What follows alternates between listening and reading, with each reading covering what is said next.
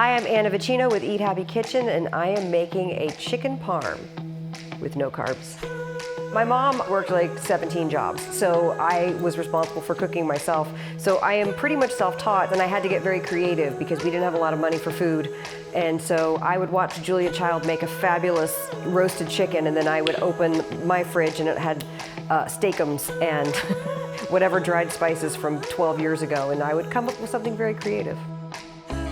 I love cooking because when you create something from scratch and then you're able to eat this beautiful creation an hour or so later, or maybe sometimes even less time later, that's so satisfying. When you begin a creative project like a painting or anything that takes multiple amounts of days, weeks, months, years, if you write a book, that's going to take years. You can start cooking a recipe from scratch, everyone in the family can enjoy it, and you've done something creative for the day.